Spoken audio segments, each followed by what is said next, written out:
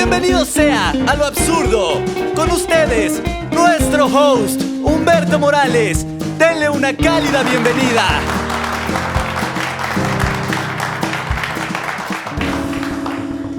Lo Absurdo se graba, obviamente, sin una audiencia en vivo.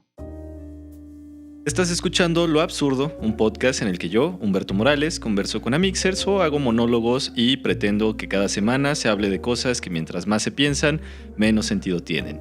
El día de hoy me encuentro con Elizabeth Espejel, quien, entre muchas cosas, es una de las profesoras a las que más aprecio.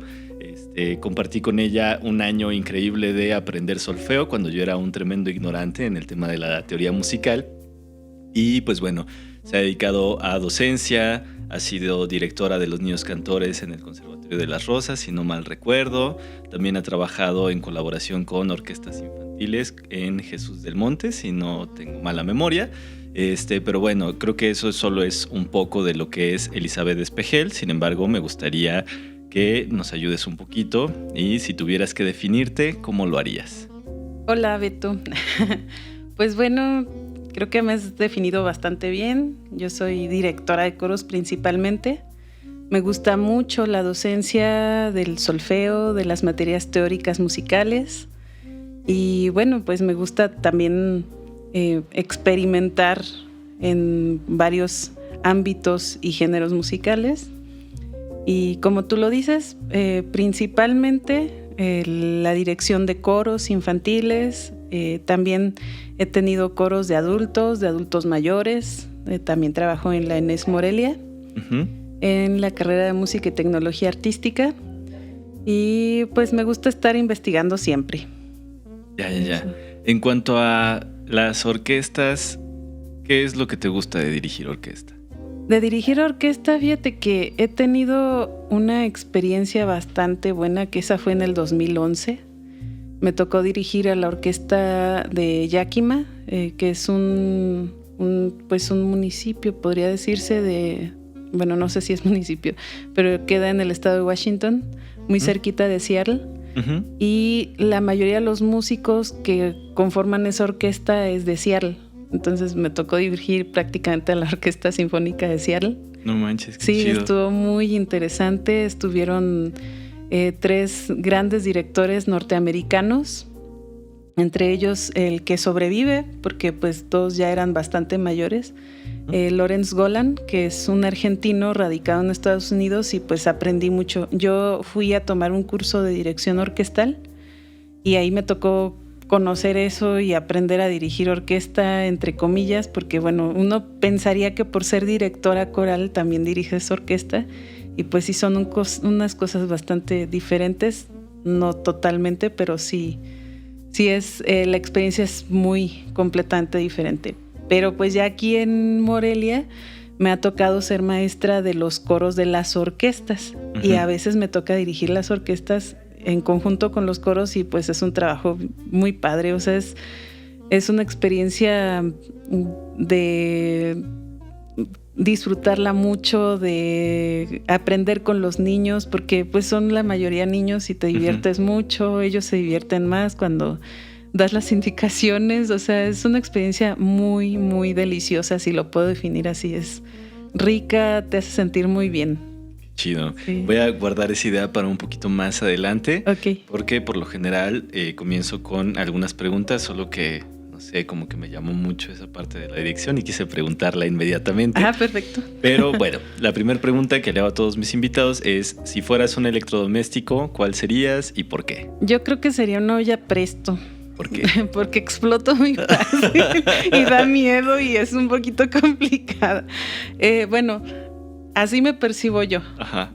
Otra gente diría, ay, no, pues a lo mejor un comal o no sé, cualquier otra cosa, pero yo me siento así como una olla Presto, porque tengo una idea y exploto, y trato que esa idea salga rápido y que fluya y que a todos les guste y que esté bien cocinada y que salga fácil y rápido, ¿no? Me imagino que eso tiene sus lados muy positivos y también los muy negativos. Claro, sí, porque pues quisiera todo el tiempo tener control de las cosas, y tú sabes que en este mundo y en este contexto está bien complicado. Y más ahorita con lo de la pandemia, pues es una situación que nos ha cambiado y nos ha movido la realidad a muchas personas, pero sí sería una olla Presto. Muy bien. Qué interesante, no había escuchado esa respuesta. De hecho, creo que ni siquiera había considerado a la olla Presto como un electrodoméstico. Pues no es un electrodoméstico, pero es parte de la cocina. Es parte de la cocina y si tú sabes, bueno, la olla Presto es también una parte como rara de esta parte de nosotras como amas de casa. Uh-huh. O sea, en una casa que se respeta tiene su olla Tienes una olla Presto, sí. Uh-huh. La verdad es que mi casa no se respeta. Yo solo tengo una olla de esas que son como eléctricas, que tienes que dejar como toda la noche con tus frijolitos, pero son unas cosas que estaba más cara la olla Presto. Sí. Que esa me la regalaron. Ah, muy bien. Sí, pues de hecho, en mi casa, que es la de todos ustedes, los que escuchan este podcast. Muchas gracias. 50 personas van a llegar. Bueno, nada más que me tienen que avisar porque no caben tantas, de 3 en 3. Pero no tengo olla Presto. Sin embargo, pues mi mamá la usaba mucho. Y es algo que yo siempre tuve mucho respeto a la olla Presto, ¿no? O sea, decía, wow, en 40 minutos ya está listo esto, cuando por lo general son 3 horas, 5, sí. ¿No? Sí, la verdad yo también le tengo como cierto respeto a la olla Presto, se le respeta. Ahora, si tuvieras que usar solo un tipo de calzado por el resto de tu vida, ¿cuál sería y por qué?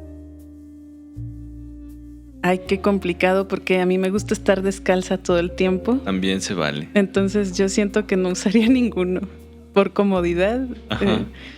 De hecho, a mí me encanta sentir el piso, me encanta sentir la tierra, me encanta sentir la arena en mis pies. Y si uso zapatos es por respeto a las demás personas y por miedo a que se vaya a encajar algo en el piso, pero realmente a mí me encanta andar descalza toda la vida. Qué loco, es la primera respuesta de ese estilo que recibo en este podcast. Ah, mira. Sí, qué chido, qué chido. Sí. Por lo general, toda la gente a la que le he hecho esta pregunta prefiere utilizar botas. Y yo también soy una persona que se siente muy cómoda con botas. Sí, no, yo de verdad descalza soy. De hecho, hay un meme ahorita en el Facebook. Ajá. Que si lo checas, te dice qué personaje de la saga del Señor de los Anillos eres. Ajá. Yo soy un hobbit porque dice andas descalzo siempre. Siempre. Qué loco. Deberías pasarme ese para ponerlo en las notas del episodio y que todos puedan saber qué tipo de personaje en El Señor de los Anillos serían. Ah, claro que sí, con mucho gusto. Muy bien. Ahora, hay una pregunta con la que me ha gustado empezar los episodios con invitado últimamente porque creo que es muy amplia y de ahí pues puede como llevarse el cotorreo de una forma interesante. ¿Hay algo que hayas aprendido en los últimos años que te gustaría compartir? Uy, pues muchas cosas. Una cosa que va a sonar acá bien metafísica, no sé. Ajá. Aprender a sobrevivir sin mis papás. Eso, desde febrero para acá, es algo que yo creía que no iba a poder con eso. Uh-huh. Y he estado aprendiendo y he ido manejándolo bastante bien. Y por otro lado, y hablando de cosas más felices, uh-huh. Aprendí a hacer pasteles y me quedan muy ricos. Y con mucho gusto se los puedo compartir a ustedes. Y de la parte profesional aprendí a editar videos. Órale, eso siempre es muy útil. Sí, eso no, a pesar de estar dentro de 2 carreras bien importantes aquí en Morelia, uh-huh. que es la ingeniería en audio y producción musical y la de música y tecnología artística en la ENES, pues que todo tiene que ver con producción y todo eso, es a partir del año pasado que por necesidad aprendí a hacer eso y se me hace súper interesante también utilizar los programas para acomodar tanto el video como el audio, que uh-huh. yo realmente pues nunca había sentido la necesidad. Y ahora sí, pues... ¿Te tocó? Sí, se los recomiendo a todos que experimenten con eso, está muy padre. ¿Qué fue lo que te llevó a aprender edición de video? Pues la necesidad de hacer música. Uh-huh. Porque tú sabes que los primeros meses del encierro fueron fatales para los que nos dedicamos a la música. Y más para quienes somos y trabajamos con las voces. Uh-huh. Para mí fue tristísimo, fue una frustración enorme dejar de trabajar con mis coros. Uh-huh. Y pues necesitaba hacer algo, necesitaba hacer música. Y de hecho, la primera vez que junté los 3 videos con los 3 participantes que fuimos en el primer video, uh-huh. lloré. O sea, uh-huh. de verdad lloré de emoción, de escuchar la armonía, de escuchar las 3 voces juntos. Como es para algo bien normal para nosotros. Sí. En la realidad normal, entre comillas, en nuestra... En la antigua realidad. En la antigua realidad. Ajá. Y de pronto volverlo a escuchar, para mí fue realmente conmovedor y me movió todas las fibras de mi ser. Y esas son las 3 cosas principales. Porque sí. Dentro de tu experiencia en coros, ¿qué ha sido como lo más... ¿Cómo explico? ¿Cómo ponerlo sobre la mesa? ¿Qué ha sido lo que más te ha gustado en tu experiencia con coros? Uy, podríamos tener 50 podcasts por cada por cada coro. Sí, por cada coro, porque mira, con los niños cantores, pues primero yo empecé con ellos siendo asistente de la directora y después me asignaron como directora artística. Entonces fue el paso de estar en una posición pues de prácticamente asistir a los ensayos, pero no encargarme de nada, y después encargarme de todo. Y pues con ellos tuvimos la fortuna de ir a Chicago a dirigir un par de veces. La primera vez fue en el aniversario del bicentenario y centenario. Y entonces cantamos en este parque hermoso que se llama el Millennium Park, que tiene una acústica increíble, ingenieros de primer nivel. O sea, envidiable. Sí, una cosa. Y cantamos ante, yo creo que eran fácil unas 20,000 personas. Entonces sentir eso fue, o sea, increíble, ¿no? Hacer música y aparte que a toda la gente le gustara. Y después el regreso fue el año siguiente a un festival que hacen ahí con la Orquesta Sinfónica de Chicago. Entonces, pues el crecimiento profesional y artístico fue inmenso ahí, ¿no? Porque nos tocó trabajar con gente, pues, que tiene años de experiencia, o sea, y compartir con los coros de Chicago y otros coros que estaban invitados. Entonces fue magia, ¿no? O sea, ya después con el coro de Jesús del Monte me tocó trabajar con niños. Por lo general, cuando tú trabajas con coros, tienes que hacer la selección de las mejores voces para generar, pues, es como cuando vas a tocar una guitarra, tratas de comprar las mejores cuerdas para las que te alcanzan. O sea, siempre buscas lo mejor. Claro. En el caso de los niños de Jesús del Monte, pues me tocó aceptar a todos los niños, tuvieran o no tuvieran la voz, tuvieran o no tuvieran la experiencia, porque es un programa social, un programa en el que tenemos, de hecho se llama Orquesta y Coro de la Transformación, porque se supone que a través de la música debemos de transformar la realidad, y que sí lo hemos logrado, sí lo hemos hecho. Entonces me tocó trabajar literalmente con niños que no sabían ni cómo emitir un sonido, con niños que tenían problemas de lenguaje, con niños que tenían pena de cantar. Entonces el transformar todo eso al final, que los niños pudieran cantar a voces, que pudieran cantar afinados, no sabes, o sea, fue así como, uy, bien rico, bien bonito, ¿no? O sea, yo creo que cada coro tiene un nacimiento y ves su desarrollo, y ya pues obviamente los coros van a seguir, estés o no estés, y luego ves la continuación con otros maestros y dices, ay, qué bonito, qué lindo, ¿no? O sea, en este coro de la transformación van rotando como de director. No, en este caso yo tuve que dejar el proyecto en el 2019 porque ya tenía mucho trabajo en otros lugares y estaba descuidando a mi hijo. Entonces necesitaba también tiempo para mi hijo. Ya. Sí. ¿Cómo ha sido la experiencia de ser mamá y al mismo tiempo ser directora? Mira, qué difícil, pero lo voy a decir así. El ser mamá es un trabajo de tiempo completo, de verdad. Y sí necesitas mucho apoyo como mujer, como mamá, para poder desarrollarte profesionalmente. Aquí está el plus de que mi niño tiene un trastorno que se llama trastorno generalizado del neurodesarrollo. Entonces es un niño con necesidades especiales, vamos a ponerlo así, y necesita terapias, necesita esto, lo otro. Hay gente que dice, no, pues es que con la música lo vas a cambiar, o con la música se va a adaptar, o con la música, y no muy todos, romantizado, ¿no? Y no todos los niños funcionan igual. De hecho, hubo un momento así, a ver cómo les cae esto. Yo lo llevé a un ensayo justamente para decir, bueno, pues combinar mi parte artística con mi parte de mamá y que todo fluya y que sea bien bonito. Y a la mitad del ensayo me dijo mi hijo, mamá, es que tú quieres más a estos niños que a mí. Y la música me roba a mi mamá. Entonces generó un conflicto, o sea, fue contraproducente. Para mí fue así como, wow, o sea, nadie me lo pudo decir más claro. O sea, mamá, necesito tu tiempo, necesito tu amor, necesito tu atención.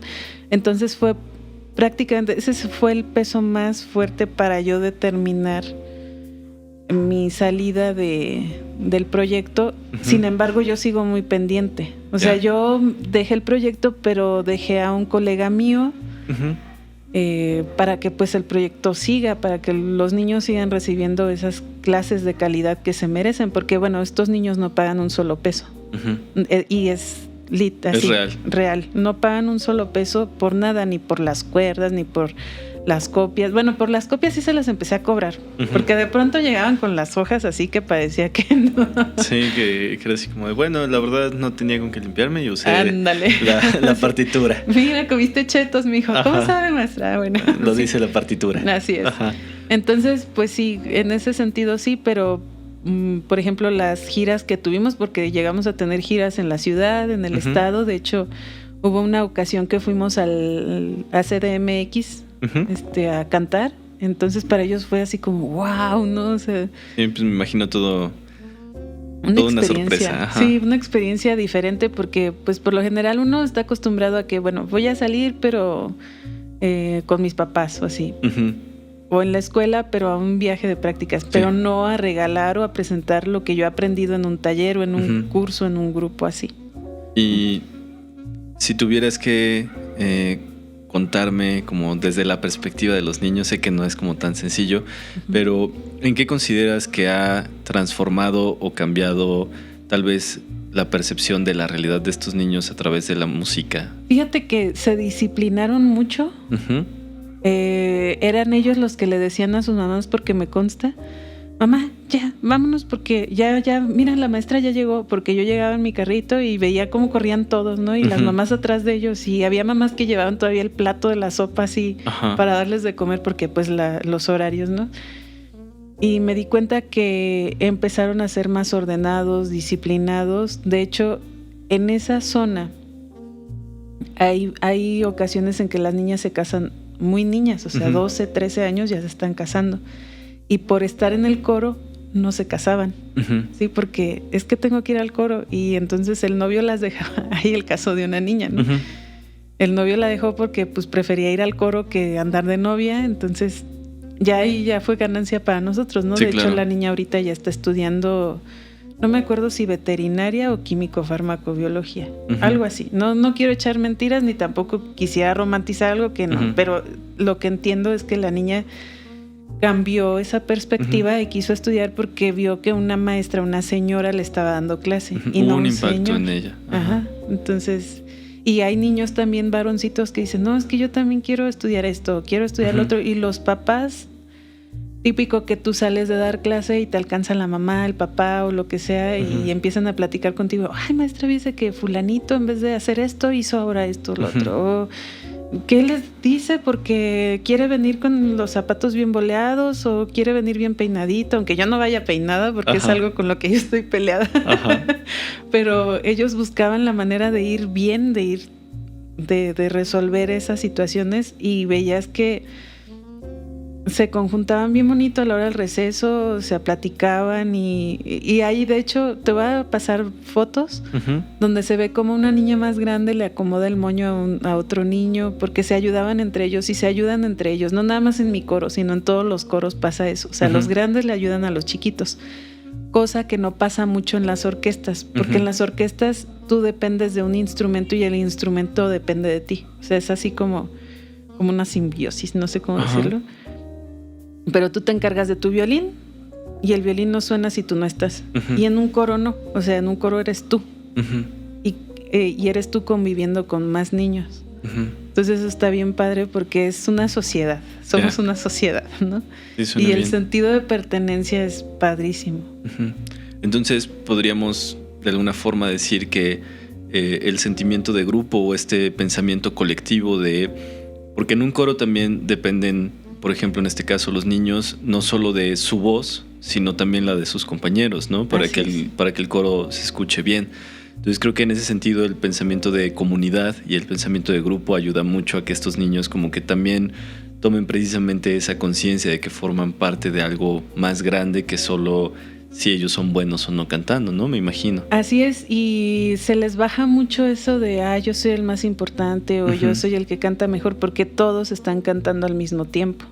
No es como un solista, un cantante solista, un guitarrista o así, sino que todos en conjunto saben que son necesarios, importantes y que tienen la misma importancia.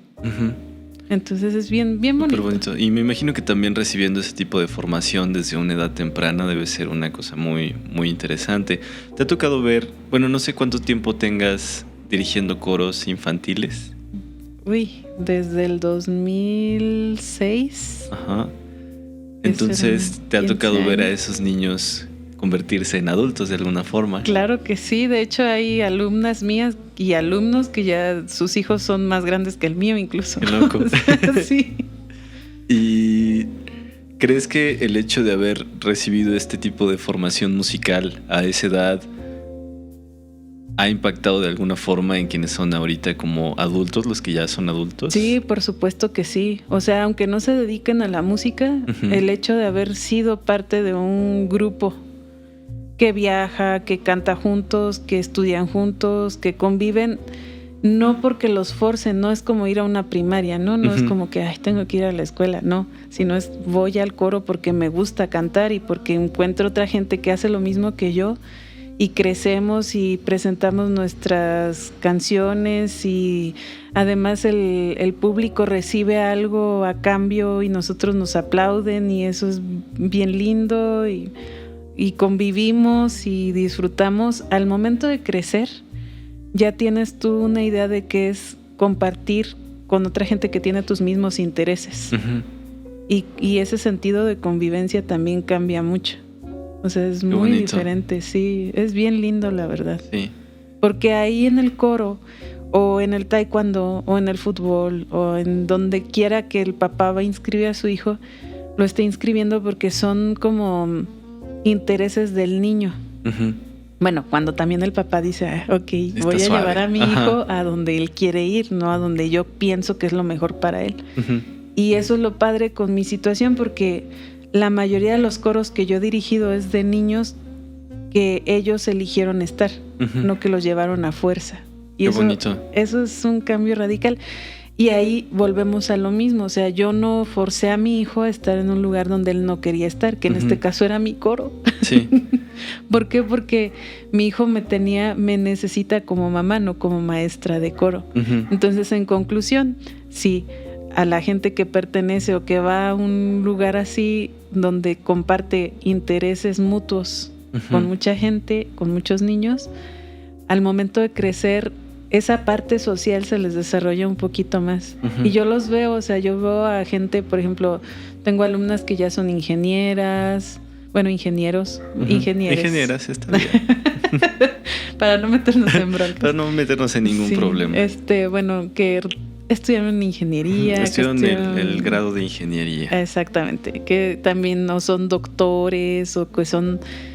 Y los veo que sí, pues pasan por sus situaciones y todo, pero se adaptan más fácil a los cambios y más fácil a la presión. Porque también el hecho de pertenecer a un coro implica mucha responsabilidad y a veces implica mucha presión. Porque si te sabes la canción, sí cantas en el concierto, si no te la sabes, no cantas. Entonces... Y pues no puedes arriesgar a todo el coro en ese sentido. Claro, o tienes que hablar con el ingeniero de audio cuando, oye, pues este micrófono aviéntalo para allá porque aquí está el desafinado. Entonces son todos ese tipo de detalles que finalmente como ser humano lo vas como aprendiendo y aprendiendo, o sea, lo vas haciendo tuyo. Y dices, pues sí me acuerdo de la maestra que nos regañaba o nos decía o nos felicitaba o nos reprendía cuando de plano no nos salían las cosas y así. Y en la dirección coral, ¿qué tanto hay de enseñanza? ¿Qué tanto hay de que ya saben, ¿no? O sea, ¿estudian contigo la parte de solfeo e ir aprendiendo las canciones o lo estudian, digamos, en una escuela y posteriormente llegan al coro o funciona de ambas formas? De ambas formas, o sea, es que hay coros escuela, hay coros comunitarios, hay coros profesionales, hay un sinfín de coros. Por ejemplo, en Estados Unidos hay un coro buenísimo que es el de Piedmont, está en San Francisco, creo, y ahí los niños, hijo, o sea, dices tú, no, los agarran desde los 4 años y se gradúan a los 16, igual que como los niños cantores de Viena, que tienen ese sistema como hasta de internado, que los niños que escogen se van al internado y ahí viven, comen, sueñan música. O sea, no hay otras materias, bueno, las básicas, pero eso está padrísimo porque pues está el maestro de solfeo encargado de eso, el maestro de apreciación musical, el encargado de matemáticas, el encargado de química, dependiendo pues de la situación, el preparador vocal y el director de coros. Y en nuestro caso, aquí en México, por lo general nos toca hacer todo. Sí. Psicólogos, doctores, enfermeros, todo al mismo tiempo. Pero en mi caso siempre he tratado de que hay 2 formas de enseñar. El orejear, como dicen, o sea, que tú tocas la canción o la cantas y los niños se la van aprendiendo así. O les vas tratando de enseñar con notas y les vas diciendo, mira, es que este es el do. Y este es el re y este es el mi. A mí me gusta enseñar cuando se puede de las 2 formas, cuando los niños se dejan. Porque también tú tienes que saber qué tipo de niños tienes y qué necesidades tienen esos niños. Y si tú los saturas con demasiada información, van a decir, ay, no, qué flojera. Y pierde la esencia. Y entonces, pues aquí lo importante es que la música, como el arte que es, que yo les digo, cuando yo pregunto la definición de qué es música, a mí me gusta que me contesten como es una forma de vida, porque una vez que entras a ella ya no puedes salir. Entonces eso es lo que me gusta, que los niños disfruten y que digan, mira, puedo decir que este es el do porque ya me lo aprendí de tal canción. O mira, o escuchan una canción, como que se suena como tal otra canción, entonces un re, no sé, así. Como de esa forma no tan... invasiva tal vez. Sí, tan invasiva y tan enfadosa. Porque son niños. Si ya fueran adultos, ahí sí, pues ya ni modo. Sí. Y que también tú lo sabes, que también siendo adultos no me gustaba mucho así como ser tan teórica. Sí. Sí, de hecho, bueno, yo a Eli la conocí precisamente como mi profesora de solfeo en la universidad en la que estudié ingeniería en audio. Y para mí fue una experiencia muy bonita. No sé si ya te lo había dicho en algún otro momento, yo creo que sí. Pero cuando yo entré a la universidad, yo entré con mucho miedo. Fue mi segunda carrera y yo siempre tenía la idea de que la música y el audio eran lo mío, pero ya cuando estuve ahí me daba mucho miedo que no fueran lo mío, que solo fuera como que lo tenía muy romantizado o algo por el estilo. Y las materias que más me costaron trabajo fueron precisamente las de teoría musical. Solfeo, composición y composición enfocada a géneros en particular siempre fueron especialmente difíciles porque yo no tenía ninguna formación musical y realmente nunca había visto la cuestión teórica en ese momento tenía 23 años cuando entré, 22, 23 años, entonces nunca había visto nada y yo sentía que la mayoría de mis compañeros tenían como que mucha ventaja sobre mí en ese sentido y eso me hacía sentir como cierta inseguridad. Pero cuando llegué a las clases de Eli tiene una forma de dar clase muy dinámica realmente. Siempre hay mucha diversión, mucho juego, O sea, realmente no te sientes como en una clase, te sientes más como en un taller realmente, porque hay mucho tema práctico, incluso en las cuestiones que son como de apreciación, es como muy guiado, ¿no? Eso me gustaba mucho porque nos ponías alguna pieza de música clásica o alguna pieza popular y nos ibas guiando mucho por la melodía funciona de tal forma, aquí está sucediendo esto, entonces para mí era como muy padre porque yo me sentía como que me estaban quitando una venda de los ojos en ese sentido. Y hay una anécdota que yo recuerdo mucho, que me conmovió mucho en ese momento. Estábamos en clase y estábamos escuchando la pieza del Triste de José José. Yo no era en ese momento yo era muy cerrado en mis gustos musicales. partir de la carrera me fui abriendo y dentro de esa apertura me empecé a encontrar con este tipo de artistas mexicanos que yo los tenía muy normalizados, ¿no? De fiestas familiares o convivencias o demás, pero que nunca les había prestado atención. Uh-huh. Entonces, justo en ese momento me doy cuenta de que esta canción estaba orquestada. O sea, antes de esa clase yo no sabía que existía esa versión y esa es como la versión más popular de la canción y todo. Entonces para mí fue un momento muy bonito porque no solo por la cuestión de la letra, que la letra realmente pues sí es muy, muy llegadora y lo que sea, pero más por la cuestión del tema de composición, la conducción de voces, todos estos detalles que yo nunca había notado. Entonces a mí me dieron muchas ganas de llorar porque yo realmente sentí que mi mundo había cambiado después de esa clase, que mi forma de percibir la música, que mi forma de percibir cómo funciona una composición, cómo funciona una producción de nivel profesional, que esa era la diferencia realmente, el tema de tal vez no necesitas ser un genio, pero sí necesitas juntarte tal vez con genios, ¿no? En ese sentido, porque a lo mejor José José tenía el talento vocal increíble, pero él no componía precisamente las canciones o no hacía la orquestación, sino que esto lo hacían otras personas y todo eso.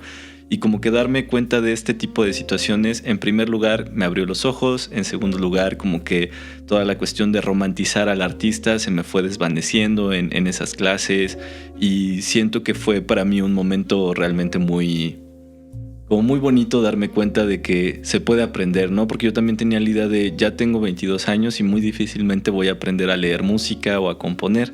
Y después de estas clases, tanto contigo como con Tomás, como con el profe Marco, que en paz descanse, fue un proceso que a mí me cambió totalmente. Poder leer música, poder componer en partitura, todo eso fue muy impresionante y realmente es algo que te agradezco mucho a ti en particular porque fuiste mi primer acercamiento a la teoría musical y a poder leer como un idioma distinto, porque al final eso es como entender un idioma de expresión que antes de ese momento en mi vida jamás lo había visto como de una forma tan, como no sé, como tan especial realmente, porque para mí fue como muy especial ese año en el que nos diste clases, estuvo muy, muy padre. Entonces no sé si te lo había comentado ya de esta forma, pero sí me gustaría que lo supieras, porque sí fue un cambio muy importante o un parteaguas muy grande en mi vida esta parte de aprender el solfeo y en especial aprenderlo contigo, porque también había escuchado comentarios de algunos conocidos que estudiaban o en Bellas o en el Concert que sufrían mucho esta parte de la lectura o que tenían profesores que a lo mejor eran poco comprensivos en el tema de que a lo mejor te trabas o eres lento o así, y contigo sentía la presión, pero más porque no quería quedarte mal como alumno que porque fueras una profesora como muy, no sé, cuadrada o algo por el estilo. Entonces fue una experiencia muy, muy padre. Ay, Beto, me vas a hacer llorar.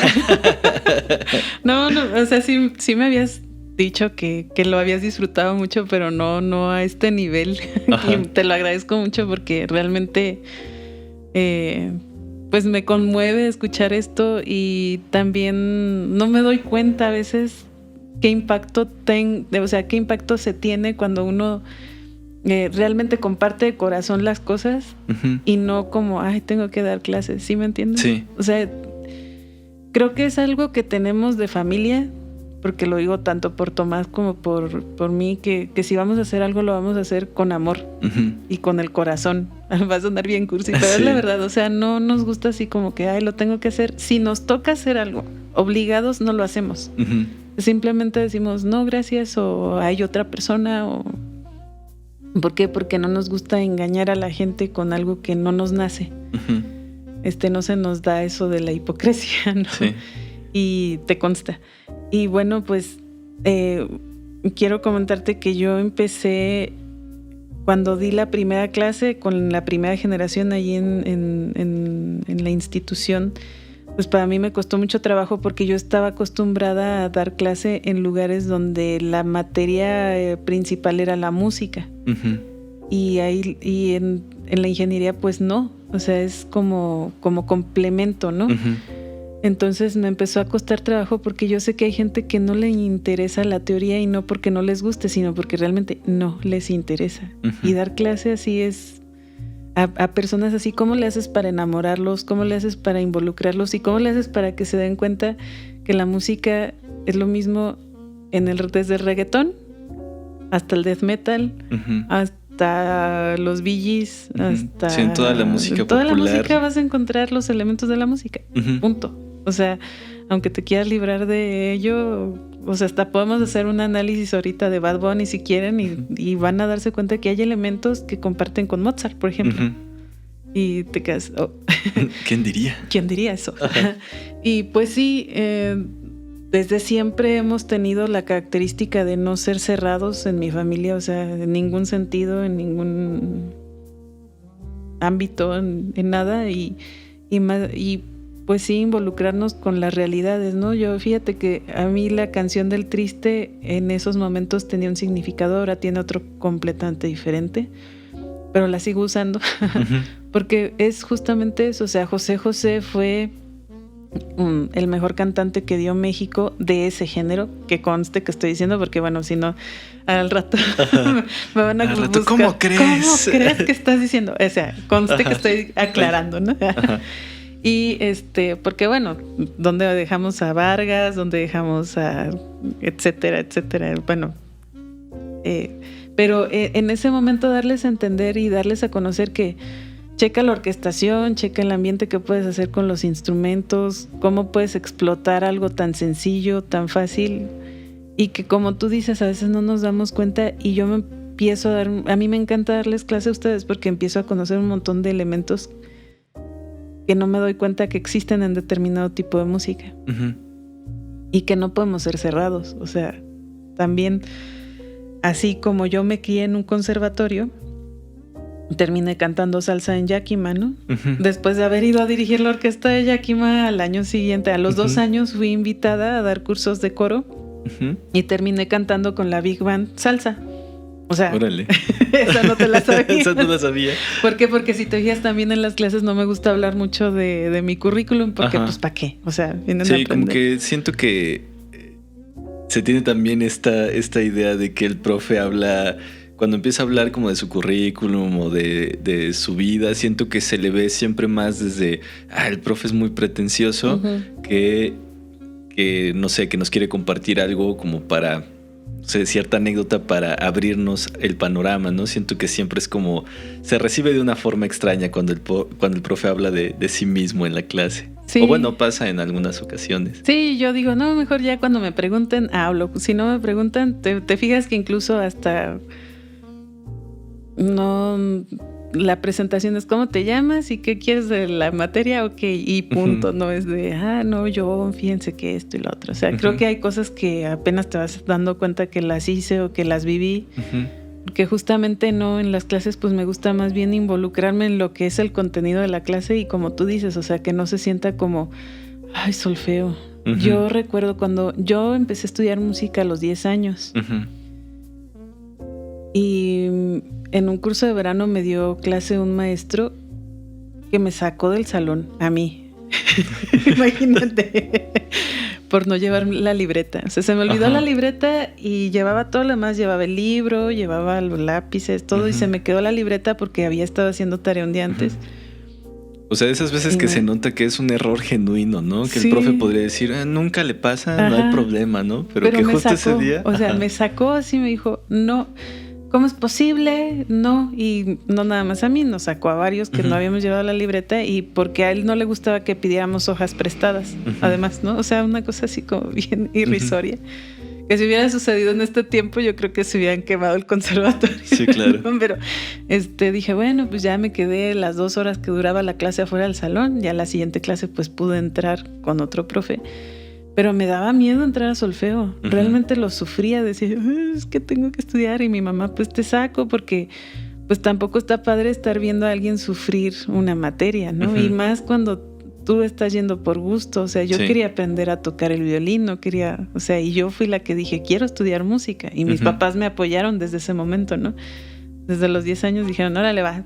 Y resulta que Tomás tiene más talento que yo. De hecho, él salió mejor en el examen de admisión que yo. Pero al momento de estar ya en solfeo decía yo, voy a llorar.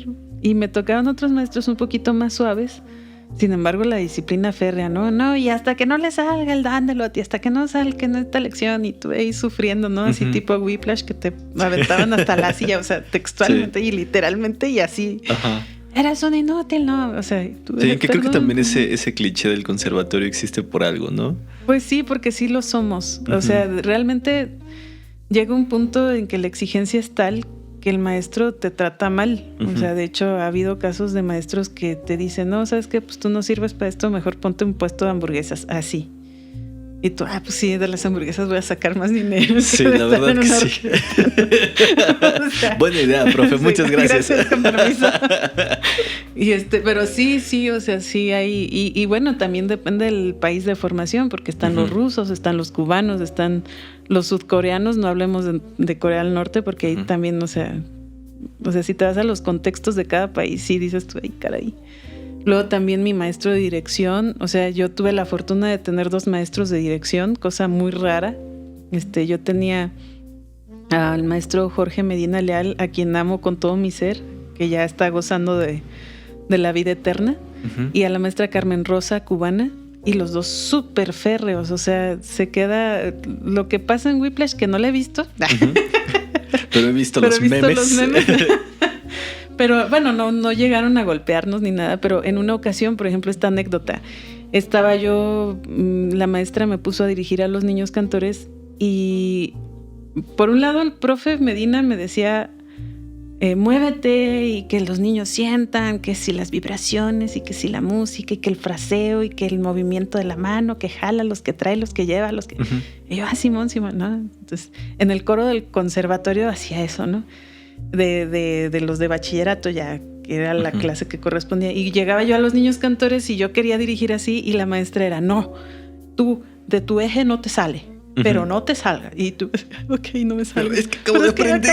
Me acaban de decir que hiciera esto y de aquí me están diciendo todo lo contrario. O sea, claro, conciso, reducción de movimientos, no estorbes, no sé qué.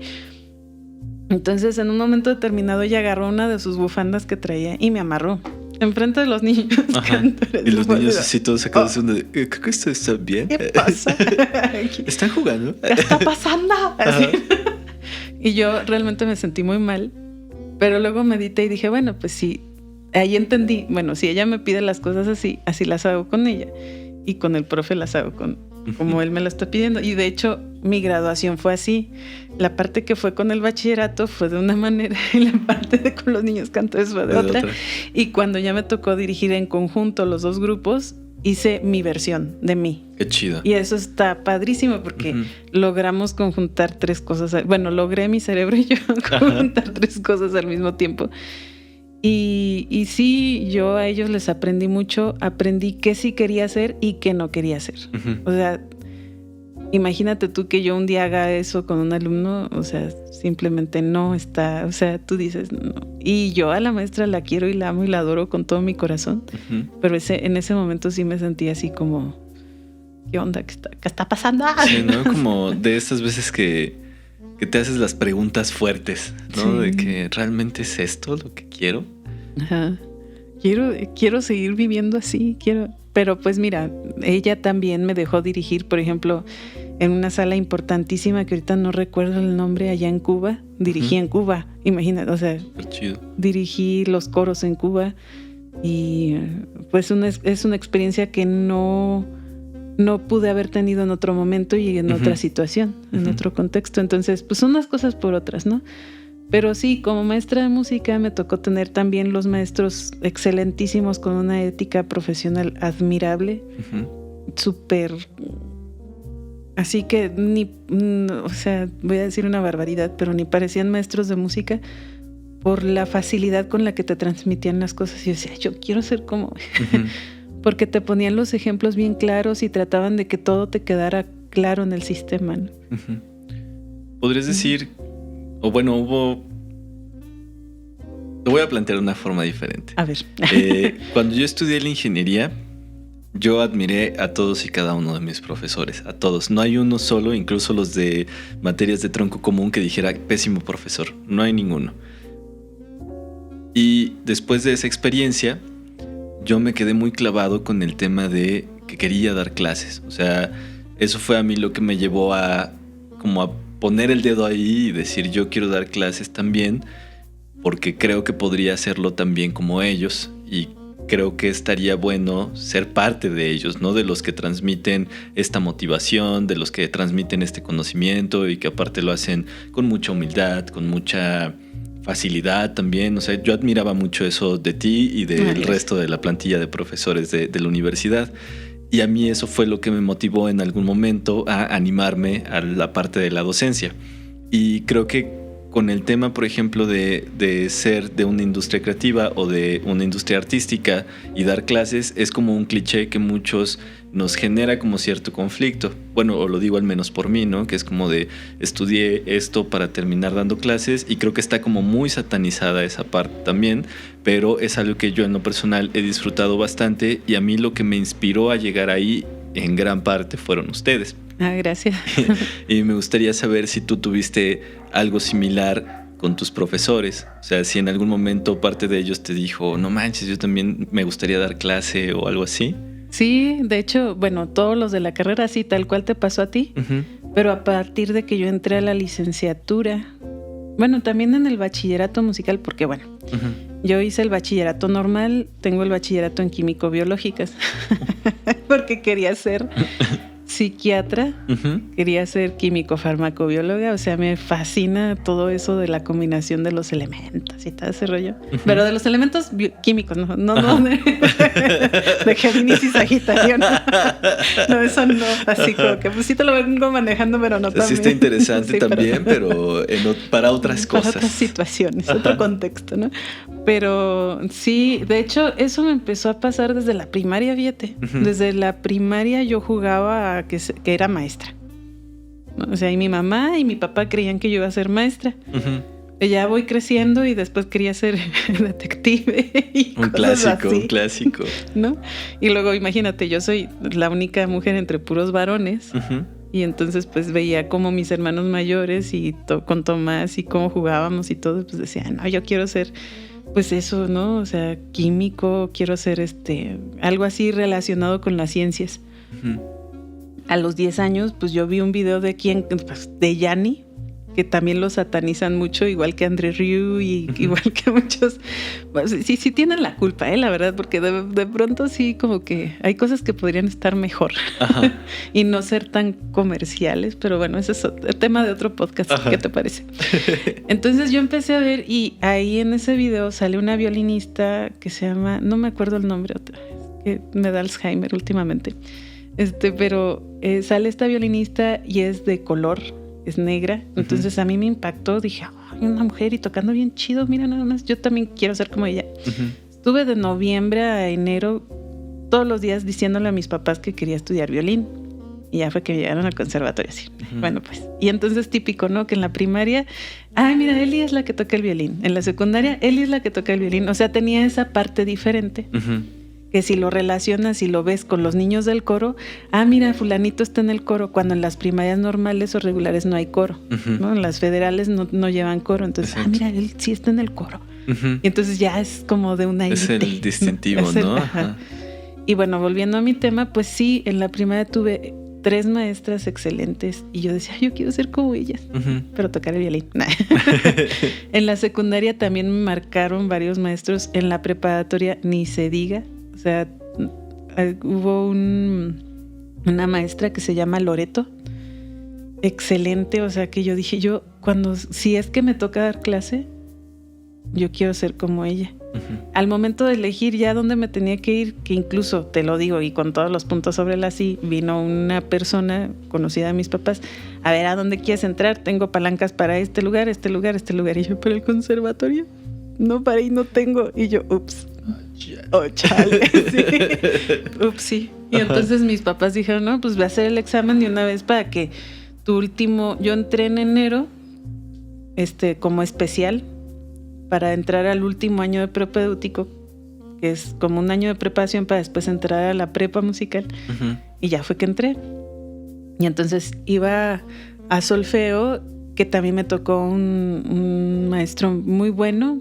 Yo lo quiero mucho, ahora somos grandes amigos, Alejandro Heredia.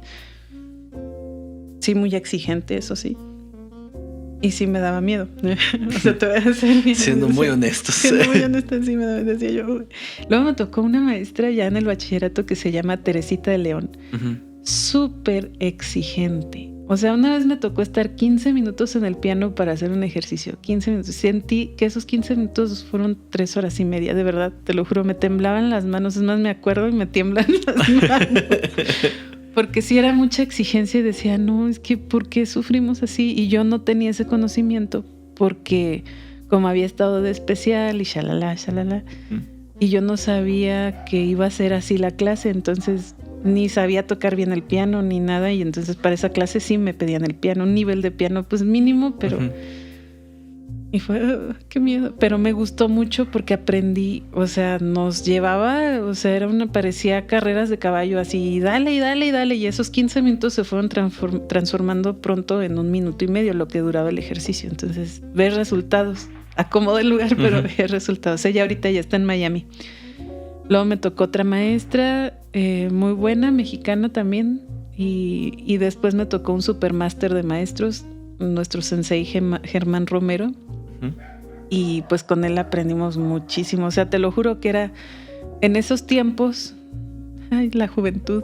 Yo me salía a caminar, a hacer ejercicio y me llevaba el libro, o sea, sí, y nos juntábamos varios a hacer ejercicio porque pues también es una parte fundamental como músicos, tenemos que hacer ejercicio.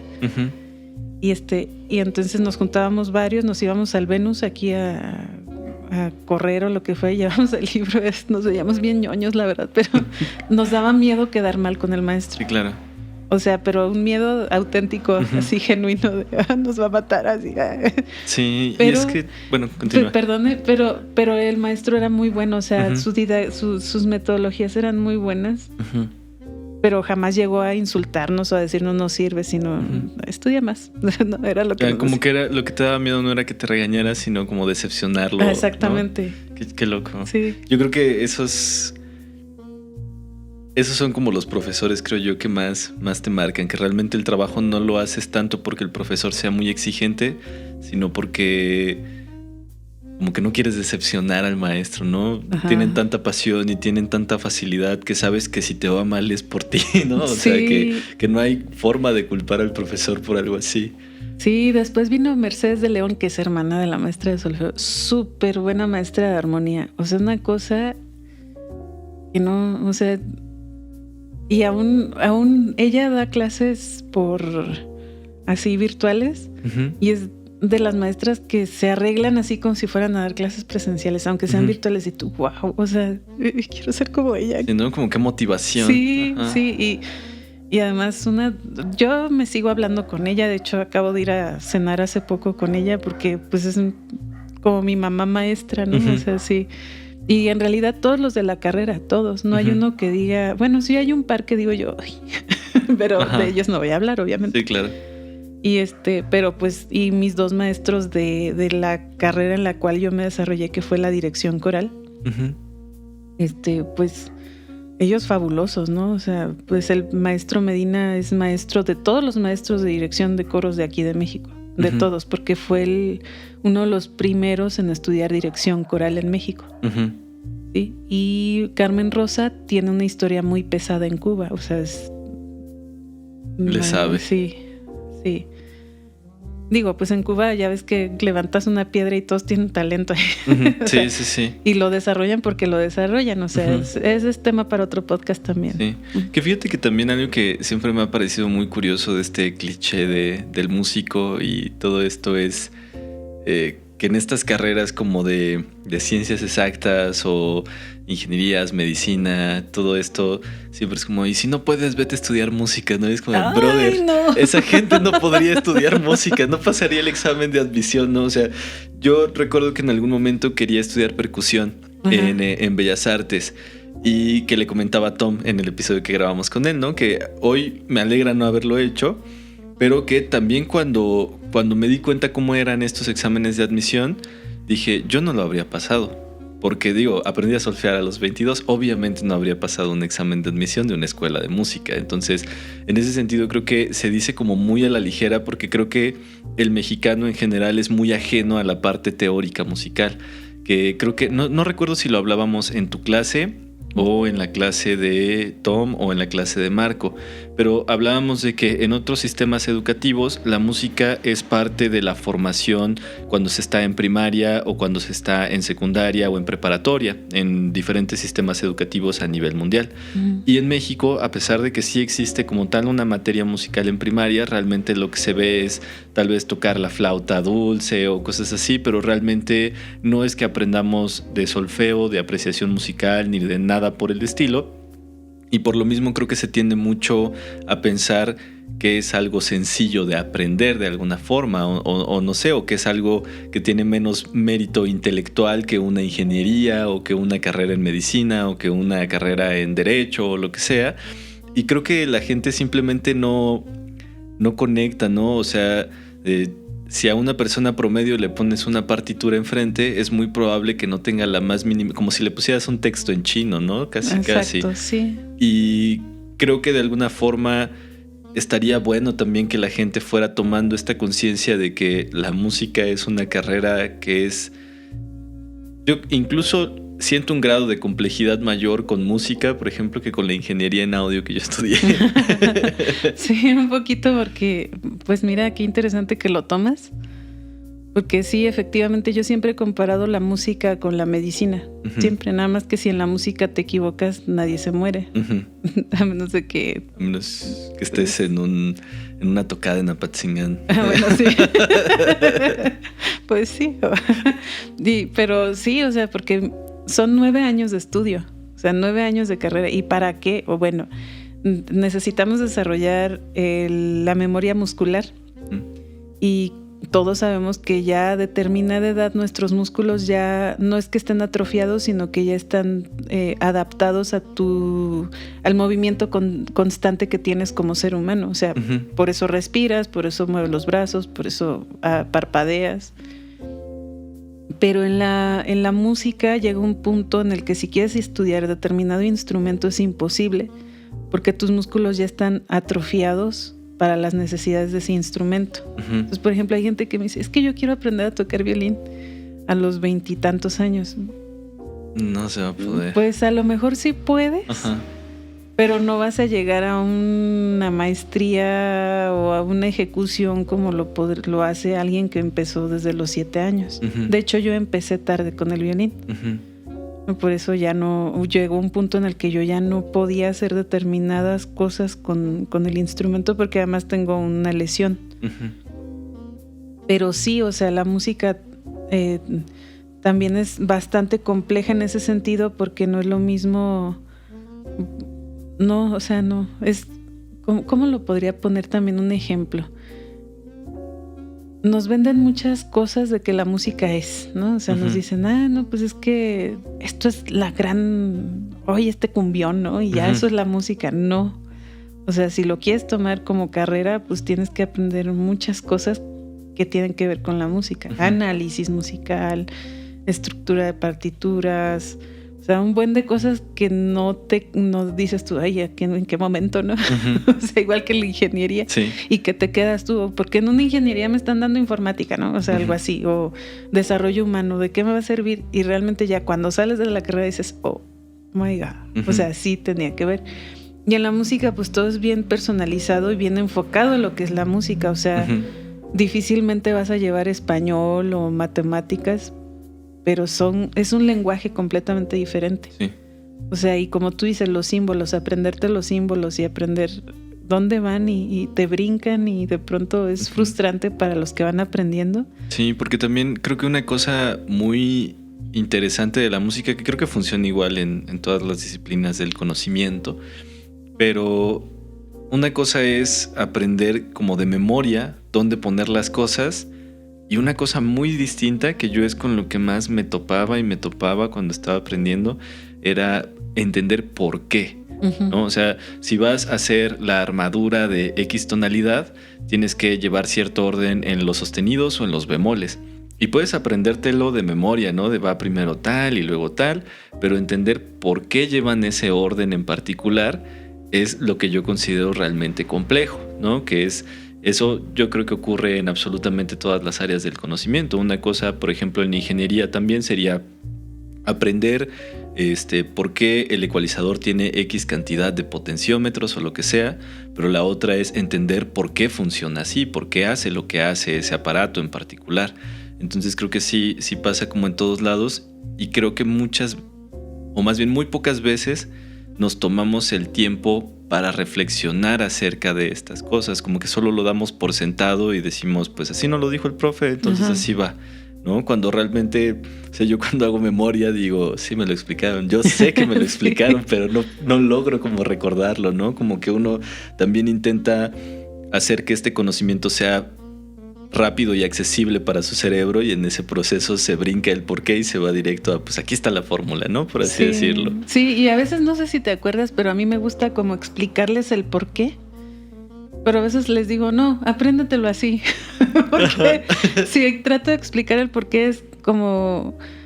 Va a haber gente que sí va a tener el interés, y va a haber gente que va a decir, pero pues yo nomás quiero conectar cables, ¿no? Y que me lo han dicho, ¿eh? O sea, y digo, bueno, pues gracias. Cada quien. Ok, sí. Entonces, y sí, realmente, o sea, el solfeo debería de ser una materia que se lleve todos los días 2 horas diarias.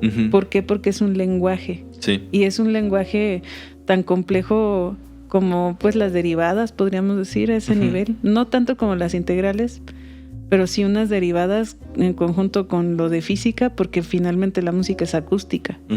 Y todo tiene una explicación acústica, pues así surgió, ¿no? Sí. Pitágoras lo explicó, Pitágoras fue el primero en decir, mira, es que esto vibra porque está así. Sí. Que justo también cuando veíamos la parte de acústica musical, era muy interesante esa cuestión, ¿no? Porque realmente puedes entender la música desde este enfoque acústico, tal vez como un fenómeno y todo, pero no como un lenguaje.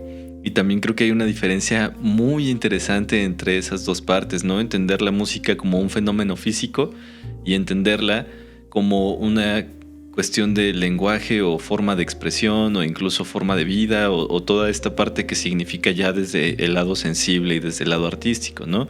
Entonces creo que también está muy, muy padre ese enfoque. Sí, pues cómo manejas, o sea, cómo controlas masas, por ejemplo, a través de la música.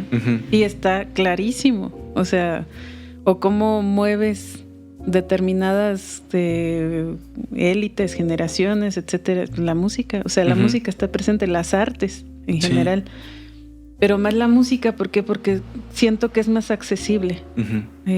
¿Por qué? Porque pues te vas al YouTube, te vas al Spotify, que yo no lo uso, perdón. No pasa nada, este podcast está disponible en todas las plataformas de streaming. Así es, por eso.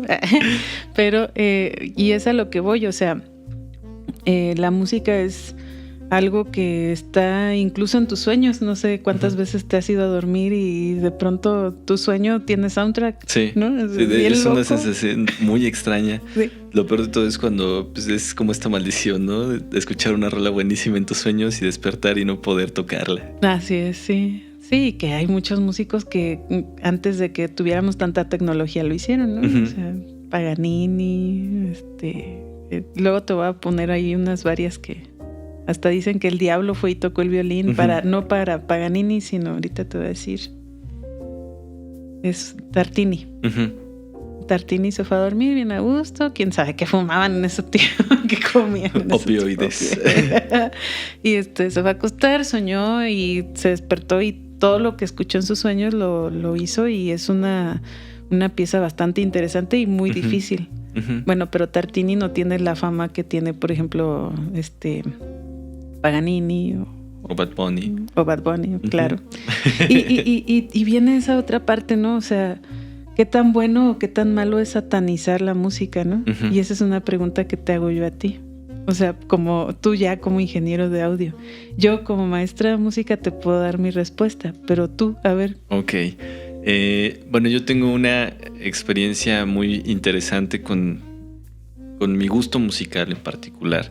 Yo empecé escuchando lo que escuchaba mi hermana cuando éramos niños. Mi hermana escuchaba reggaetón cuando éramos niños, entonces yo crezco escuchando reggaetón. Cuando llego a la secundaria, llego a esta época en la de quiero conocerme a mí mismo, quiero tener mi propia personalidad y ya no me gusta el reggaetón porque eso es lo de mi hermana, ¿no? Entonces a mí me gusta lo opuesto al reggaetón, que es el rock, ¿no? por decir cualquier cosa. Ajá. Y así yo empecé a generar como mi propio gusto musical, ¿no? Entonces, si me iba a gustar el rock, quería yo, entre comillas, que me gustara como lo más rockero de lo más rockero, que en ese tiempo para mí fue Metallica y Linkin Park, que era como lo más mainstream de lo más mainstream. Sí. Entonces yo empecé como con eso y me casé mucho con el género, ¿no? Yo decía, el rock es lo mejor que hay, incluso es mejor que la música académica, claro está. Entonces como que yo tenía mucho esta idea, ¿no? Y dentro del rock no era tampoco todo el rock, era el hard rock, ¿no? Como estas bandas de los 60, 70s, y ni siquiera todas, solo las más mainstream como Led Zeppelin y Black Sabbath y todo eso. Y yo decía, no, sí, es que eso es lo verdaderamente bueno, ¿no? Y cuando empiezo a crecer y empiezo a convivir con gente con gustos musicales distintos, que escuchaban desde pop en español, escuchaban reggaetón, escuchaban como toda esta variedad de géneros musicales, y yo obviamente en mi postura de super true decía, eso no es música. Eso, yo sin saber absolutamente nada de música decía, eso no es música. Entonces ya cuando empiezo en la ingeniería, o sea, esa parte como cerrada de mí duró muchos años. Ajá. Porque todavía incluso cuando estaba en la ingeniería yo seguía tal vez un poco más abierto, pero esencialmente en el mismo estilo musical.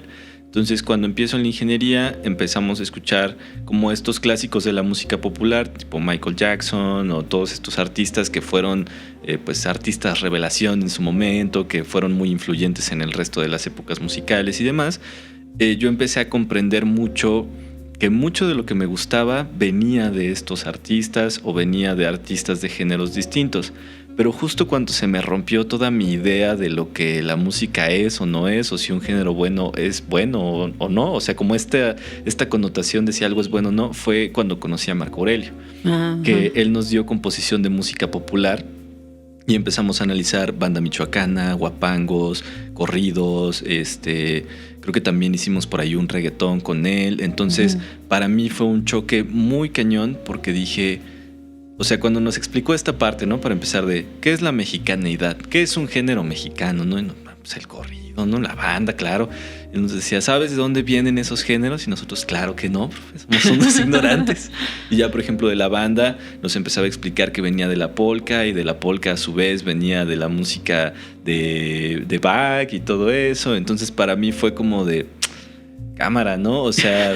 Y ya también cuando empecé a darme cuenta de que una composición de banda es más compleja instrumentalmente y en cuestión de orquestación que una pieza de rock, dije, un momento, me están queriendo decir que todo lo que creía está mal.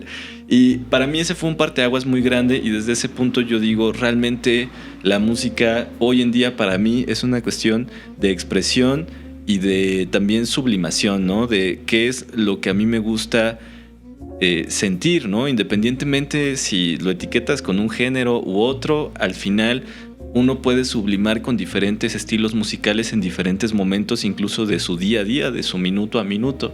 Entonces a mí me ha pasado que una rola de reggaetón me llega a tal punto de querer hacerme llorar de repente, porque a lo mejor me trae un recuerdo, o a lo mejor la letra digo, no manches. Y que aparte también en la cuestión de composición está sostenida tal vez con acordes menores, con una tonalidad ahí coqueta que te hace llegar ese sentimiento. Y digo, pues es que al final es eso. Si al final tú disfrutas escuchar esa canción, pues es una buena canción y ya. Claro, o sea, y te preguntaba esto porque sí, efectivamente has tocado dos puntos bien importantes, y uno de ellos es nuestro Marco Aurelio, que desafortunadamente se nos fue muy pronto, ¿no? Sí. Pero sí, yo también quedé fascinada de conocerlo a él como músico, como persona todavía más, porque fue un gran amigo mío. O sea, realmente su partida a mí me pegó muchísimo. Se me fue un hermano prácticamente, ¿no? A pesar de tener muy poquito tiempo de conocerlo, no, hombre, o sea, sus pláticas, aprendías con él todo increíble. El tiempo, sí. Y ese enfoque también que tenía como compositor, porque generalmente cuando tú tienes un maestro de composición de academia, es bastante rígido con sus solicitudes, con sus peticiones, y rara vez lo encuentras componiendo para todo tipo de música. Y Marco Aurelio era totalmente versátil, ¿no? Sí. O sea, él lo mismo hacía, como tú lo acabas de decir, un reggaetón, como hacía, no sé, cualquier otro tipo de género, clásico, rock, y agarraba y se iba a la pulque y tocaba con los alumnos la guitarra, y eso tú decías, wow, yo quiero esa vida, ¿no? Sí, sí, sí. Dices tú, bueno, ahorita porque mi hijo es pequeño, pero pues también a mí me gustaría andar en los palomazos, ¿no? Ajá. O sea, que lo hice hasta el 2013, antes de, ya en el 2014 pues ya nació. No, en el 2014 todavía me tocó ir a Estados Unidos, fíjate, iba embarazada y me tocó cantar salsa en Estados Unidos. O sea, las 2 últimas veces que fui, canté eso y es como te vas involucrando y dices tú, bueno, canté sones también, guapangos, pero pues obviamente mi parte de la enseñanza no es como la composición, ¿no? O sea, yo les enseño lo que a casi nadie les gusta enseñar, que es la parte así aburrida, entre comillas, porque realmente no es aburrido, es pues complejo, más bien yo lo diría así. Sí. Y por otro lado, esa parte de convivir con gente que no tiene tus mismos gustos musicales y que vienen con la idea de ser o DJs o compositores de otro tipo de música y dices tú, a mí me pasó eso con ustedes, por eso te lo digo, porque cuando yo empiezo a darles clases a ustedes es que digo, o sea, topé con pared. Porque yo vengo muy cuadrada, ¿no? No, si no es esto, no. Si no es esto, el otro, no. Si no es clásica, o si no es romántica, o si no pertenece a tal compositor, no sirve. Pero empiezas a conocer a la gente y la gente te empieza a compartir lo que a ellos les hace vibrar y les hace sentir que tú mismo lo haces. O sea, ¿tú crees que yo trapeo con Bach? O sea, a lo mejor en un par de ocasiones sí, pero no. O sea, hay música que es para determinado momento, o sea, no, o sea, sí, y te lo juro, o sea, luego te comparto ahí mi captura de pantalla de mis playlists de YouTube de Palabarra.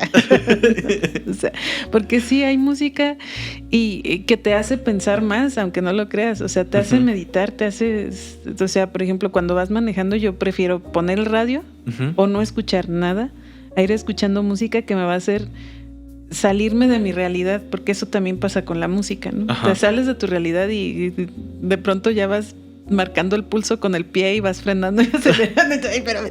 Un momento, perdón, me distraje un poco. Sí, ¿no? O sea, te concentras en otra cosa porque ya una vez que entras a eso, es difícil no hacerlo. Y mucha gente toma la música como que, es que es música de fondo. Y tú, espérate, estás hablando de fulano de tal. Así, no puedes decir eso. Por ejemplo, a mí me ocurre mucho esto de música de fondo. Una vez me dijeron música de Sanborns. Así, es música que ponen en el Sanborns, ¿no? Estaba escuchando una playlist de jazz. O sea, nada tampoco, sí, muy de que yo conozca mucho, porque tampoco, no conozco muchos artistas, pero disfruto mucho el género. Entonces están estas playlists de Spotify que son las editoriales que traen como greatest hits del jazz y big band y todos estos estilos. Y pues yo puse una porque tenía ganas de escucharlo, ¿no? Entonces estaba escuchando yo y una de mis conocidas me dice, oye, eso es como de lo que ponen en Summers, ¿no? De fondo. Y yo dije, qué desagradable persona. Y dije, pero la verdad es cierto, claro que lo ponen en el Summers de fondo. Y dije, pues sí, o sea, también creo que esta parte de que a mí me ha gustado mucho de pasar por este proceso de aprender de la música y aprender del tema de producción musical, que es poder sentarte a apreciar la música, ¿no? O sea, poder sentarte y ponerte audífonos y dedicarte a escuchar, no hacer absolutamente nada más, sino esta habilidad que desarrollas, ya sea como un estudiante de música o como de ingeniería en audio o como de alguien que realmente disfruta esto de escuchar música, es tener la capacidad de análisis de sentarte y escuchar y decir, wow, esta parte, cómo rompe la estructura de la canción, o cómo utiliza la instrumentación en este momento, o cuando te quieres poner tal vez un poco más del lado técnico del audio, de cómo cambió la estructura de la mezcla, o cómo cambió de repente la cuestión de la distribución tonal en tal momento, o todo eso. A mí es algo que me ha gustado mucho de este camino, ¿no? El poder sentarte y escuchar la música con oídos diferentes, ¿no? En ese sentido, como con un oído un poquito más despierto. Esa parte a mí me agrada mucho y es algo que también me gusta mucho compartir. Que, por ejemplo, en casa ya tengo mis monitores y cuando he tenido visita es como, yo sé que nunca has escuchado la música así, así que por favor siéntate y déjame ponerte una rola que me gusta mucho, ¿no? Y la cara de la gente cuando escucha la música de esta forma, que es con un buen sistema de sonido o lo que sea, les cambia la cara, ¿no? Como que esta parte de darte cuenta de que siempre puedes como refrescar esta parte que estabas haciendo de forma cotidiana, pero que un día te la presentan diferente y dices, órale, qué chido, ¿no? Es como, tal vez comes pollo todos los días, pero un día te lo prepararon de una forma distinta y dijiste, órale, no sabía que se podía hacer así. Y eso también me ha gustado mucho de esta experiencia de estar dentro de la cuestión de la producción y la música. Sí, exactamente, a eso es a lo que voy. O sea, como ahorita decías, no, pues los de otras carreras dicen, no, pues vete a estudiar música. Es porque realmente no se han encontrado con este tipo de situaciones, ¿no? Uh-huh. O sea, creen que agarrar un violín, automáticamente el violín va a hacer sonidos mágicos, ¿no? O te sientas al piano y toca automático, ¿no? O sea, uh-huh. Todos los instrumentos tienen un grado de complejidad bastante bárbaro. O sea, uh-huh. Sí, cualquiera lo puede llegar a tocar, cualquiera puede llegar a cantar, cualquiera puede llegar a hacerlo, pero ¿a qué nivel? Exacto. Y esa es la diferencia. O sea, ¿a qué nivel quieres tú la música? Uh-huh. Sí, y también nos venden, o sea, estamos en un país de consumistas, entonces nos venden de, ay, no, es que esto era como lo que acaba de decir el señorito Natanael. Ay, Dios mío, cómo odio a esa persona. Que no estudiaran o no sé qué, y le digo, ay, pues qué chido, o sea, pues entonces tu promotor o tu encargado de marketing ¿no estudió o qué? Uh-huh. O tu mami es la que te anda llevando, o tu papi así para tus giras, o qué uh-huh. show, o sea. Sí, también como que este pensamiento como demasiado optimista, este optimismo tóxico tal uh-huh. vez, por llamarlo de una forma muy coloquial. Claro que hay gente que nace con una intuición y tal vez muy desarrollada y con una forma muy particular de percibir las cosas, pero creo yo que estudiar, si bien es un privilegio también poder uh-huh. estudiar cualquier cosa, creo que si se hace con el enfoque adecuado, que por ejemplo yo viví ese contraste entre estudiar Derecho por estudiar algo y estudiar la ingeniería en audio por estudiar algo que me interesaba, uh-huh.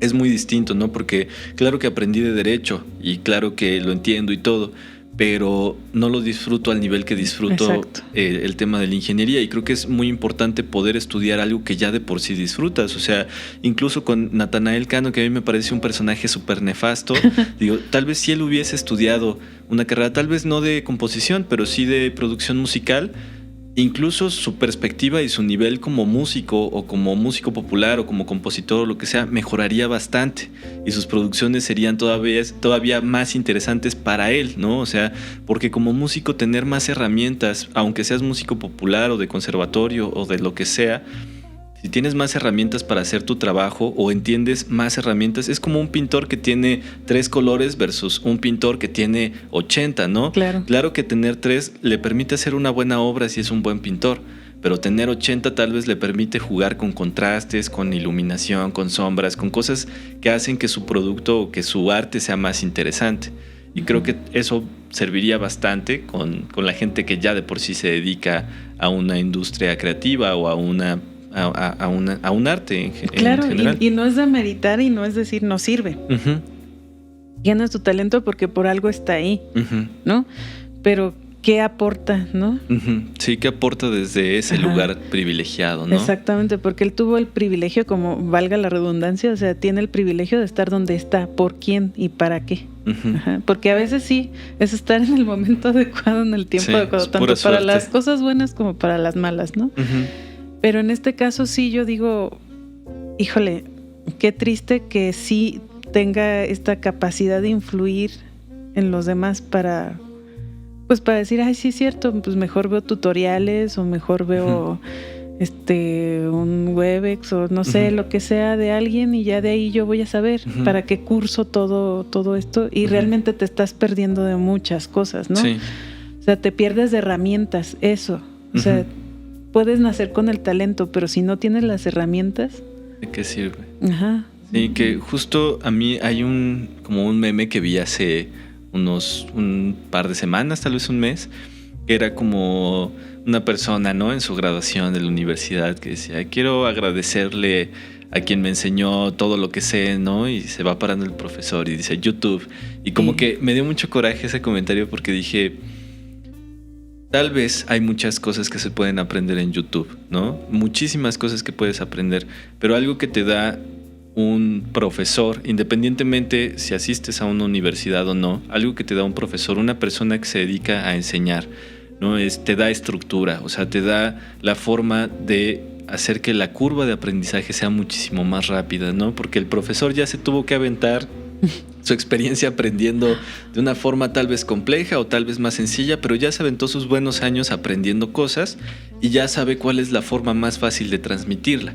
Que cuando tú te pones en YouTube y buscas audio, todo lo que te vas a encontrar de audio es una de videos que no te los acabas nunca, ¿no? Y la gente piensa que puede ver un video hoy y otro mañana y va a entender un concepto de audio, de estos típicos clickbaits de aprende audio en 10 minutos. Y es como de, no aprendiste nada, solo perdiste 10 minutos, ¿no? Porque no tienes una estructura, no tienes una base de conocimiento para poder entender todo lo demás.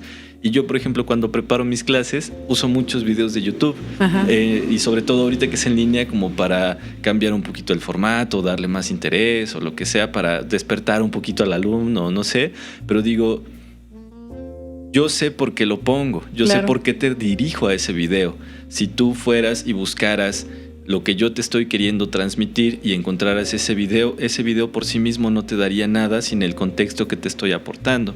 Entonces como que esta parte de querer obtener todo el conocimiento de internet y sin tener como... De repente también me parece como muy, muy optimista de sobremanera. Siento que si no tienes como realmente un guía, no decir una universidad si estás en contra de un sistema educativo o lo que sea, pero sí tener una persona que ya ha recorrido un camino y que te lo puede hacer más ligero, claro que es muy funcional, ¿no? Sí, y es que se nos olvida que, por ejemplo, también en la música depende mucho de la personalidad del alumno.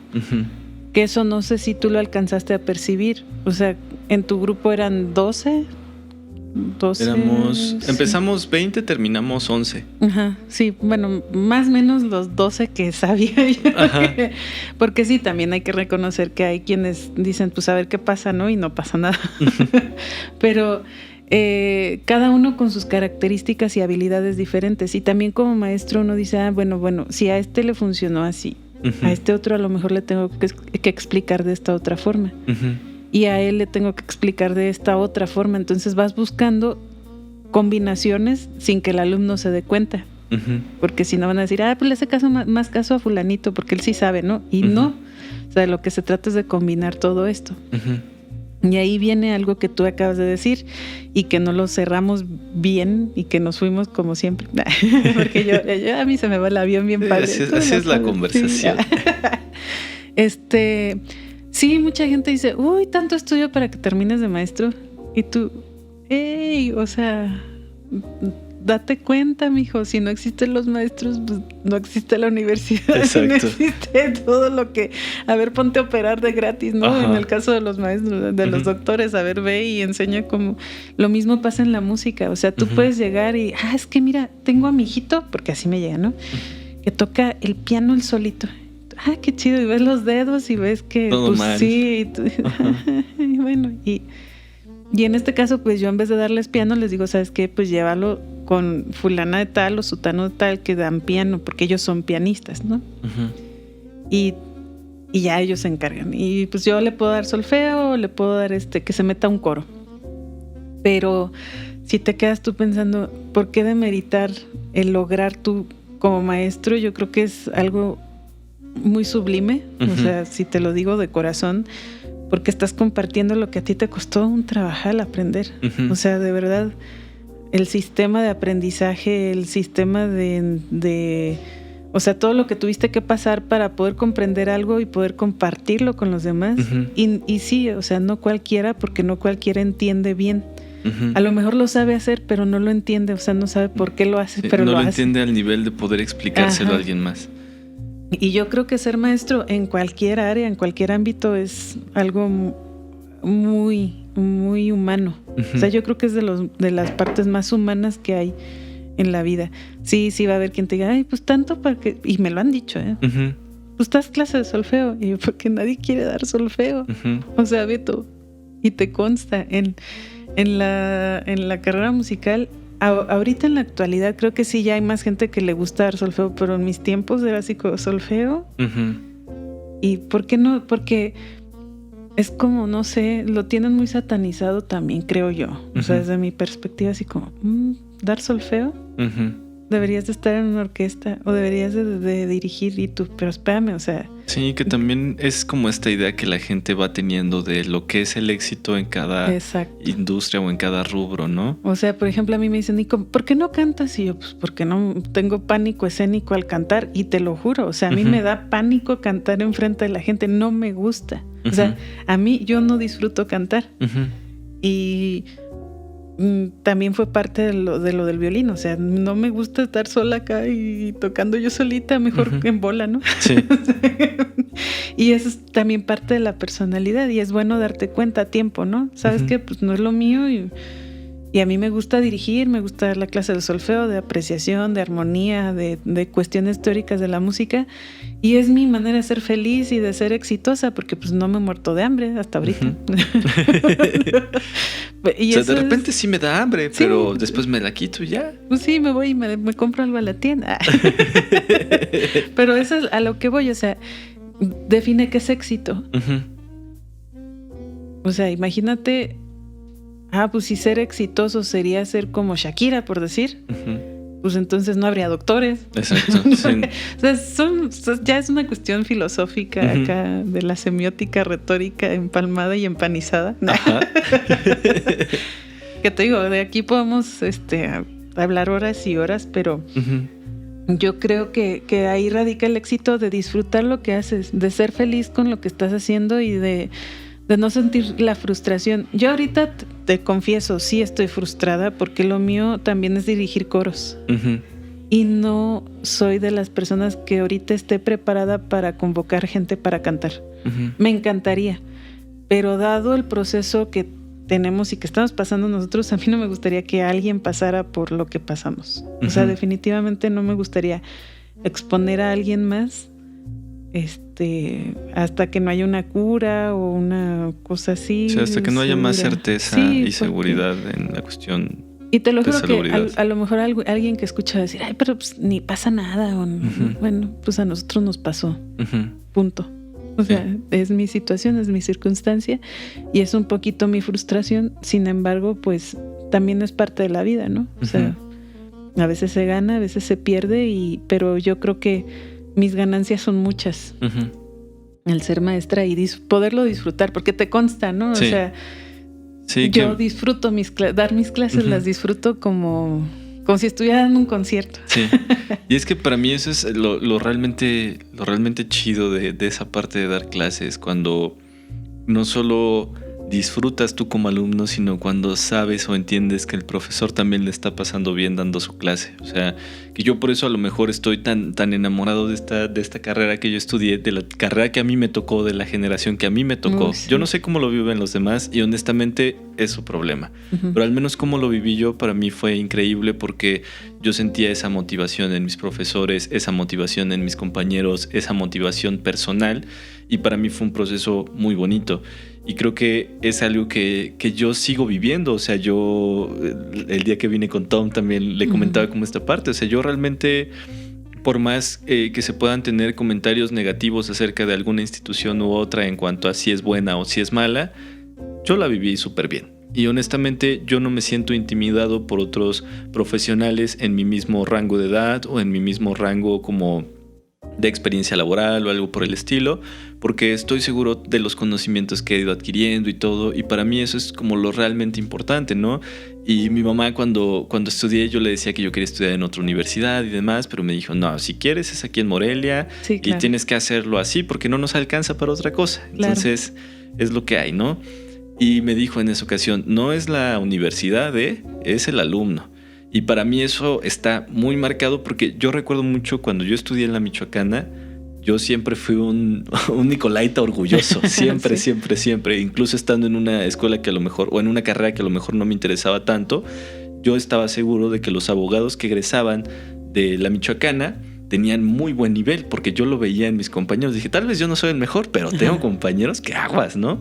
Entonces, ahora que estudio en esta otra universidad, me ha tocado tener como encuentros con ingenieros ya más experimentados o con ingenieros de otras universidades o con ingenieros que se dedican como al tema de venta de equipo y venden aquí y venden allá. Entonces me he dado cuenta de que realmente o esencialmente todos tenemos el mismo nivel de conocimiento. Entonces digo, pues sí, en efecto mi mamá tenía razón, ¿no? A lo mejor una ventaja de estudiar en una ciudad más grande es que hay más oportunidades por tema de estadística. Claro. Pero eso no implica que una de esas oportunidades te van a tocar a ti, ¿no? O sea, al final creo que simplemente por probabilidad hay más chance, pero no necesariamente te va a tocar. Creo que al final sí es de ser como constante y eso, ¿no? No sé. Sí, y has tocado un punto bien importante porque no importa dónde estudies, es tu trabajo, tu chamba. O sea, a veces sí hay grupos que me ha tocado decirles, ¿por qué no me explotan? O sea, ¿por qué no? O sea, ¿por qué están tan cerrados? Tan estoicos, tan de espectadores y no de propuestas, o sea, sí llega el punto en el que digo yo, oh, qué triste, pero aunque los motives y aunque lleves material y que digas, bueno, investigué sus gustos musicales, les voy a explicar el solfeo con, no sé, Rammstein, Pink Floyd, Paquita la del barrio, ¿no? Algo lo que sea, lo explico y ahí es donde te das cuenta que, bueno, también el alumno tiene que ser esa parte como exprimir al maestro, ¿no? De decir, yo recuerdo, fíjate, cuando yo era estudiante, con estos dos profes que te digo, daban clase hasta en el café. O sea, el profe nos invitaba a su casa a comer, yo recuerdo, y decía, vénganse todos a comer. Ahí nos tenía 15 chavos, o sea, 15 entre mujeres y hombres, y compraba 1 kilo de carnitas o 2 o lo que fuera para que todos comiéramos. A mí me compraba pollo porque soy alérgica al puerco. Pero el chiste era tenernos a todos y platicaba de la música. Entonces teníamos clase 8 horas al día y maravilloso, ¿no? Pero era porque también era nuestra necesidad como alumnos de no separarnos del maestro, ¿no? Sí. Eso es lo bonito de estudiar artes, que es un poquito más abierto que, o sea, no vas a hacer eso con un anestesiólogo, ¿no?